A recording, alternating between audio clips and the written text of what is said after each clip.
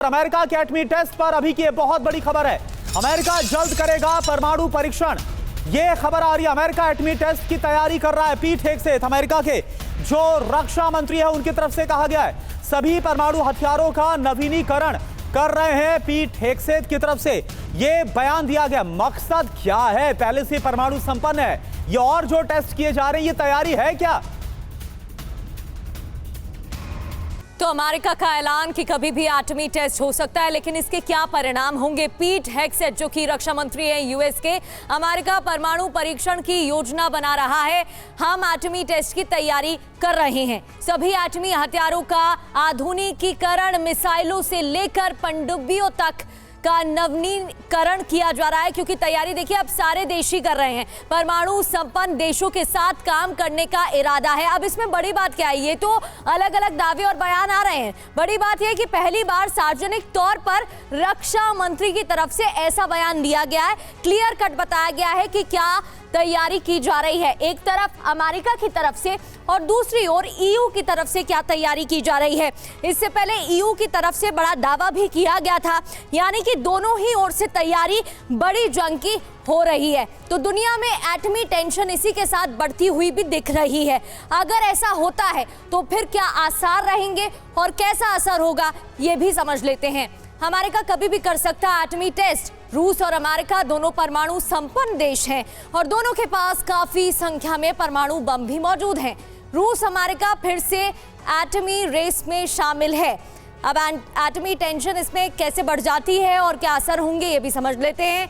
रूस अमेरिका के टेस्ट के बाद दूसरे देशों में भी होड़ मच जाएगी, बढ़ जाएगी। और एटमी टेस्ट से अमेरिका ने 1992 में आखिरी टेस्ट किया था, रूस ने 1990 में आखिरी एटमी टेस्ट किया था। दोनों की तरफ से इन सालों में एटमी टेस्ट हुए थे। अब बड़े बड़े दावे किए जा रहे हैं। अब देखिए एक और बड़ी खबर क्या आ रही है ट्रंप को लेकर। ब्रिटिश इतिहासकार, हिस्टोरियन है, उनकी तरफ से एक बड़ा बयान।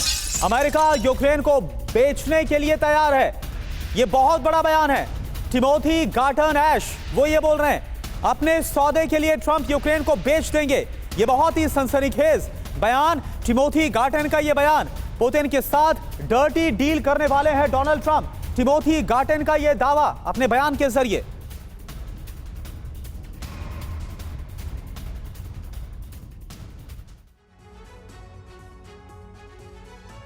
तो ट्रंप यूक्रेन को क्या बेच देंगे? क्योंकि जो टिमोथी है वो यही बोल रहे हैं। खबर क्या है? ब्रिटिश इतिहासकार टिमोथी गार्टन ऐश का लेख है जो प्रकाशित हुआ है, और इस लेख में पुतिन और ट्रंप के बीच डील पर व्यापक चर्चा है।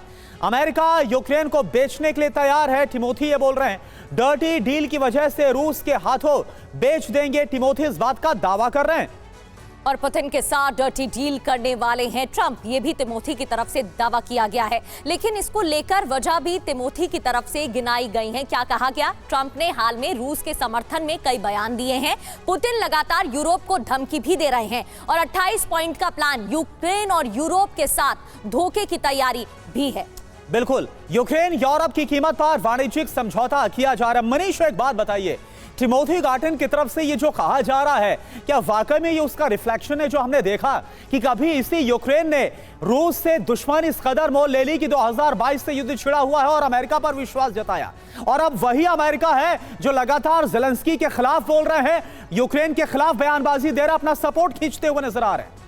देखिए ये बात सही है कि ये लड़ाई अमेरिका की वजह से ही शुरू हुई। ना यूक्रेन में रिजीम चेंज होता, ना यूक्रेन को उकसाया जाता, ना नाटो का विस्तार होता और ना रूस ना आक्रमण करता। लेकिन ट्रंप अगर कुछ कह रहे हैं तो बहुत सारी बातें वो बात कह रहे हैं जो जमीन पर हकीकत है। और हकीकत ये भी है कि यूक्रेन की लगभग 25% इलाके पर यूक्रेन रूस का कब्जा हो चुका है। रूस की सीमा ग्राउंड पर बहुत मजबूत है, 4 इलाके पर उनकी काफी हद तक बढ़त है। ऐसी स्थिति में कोई ऐसी डील जिसमें अगर कोई ये सोचे कि रूस उन सभी इलाकों को छोड़ देगा या रूस को हरा दिया जा सकेगा, ये असंभव है।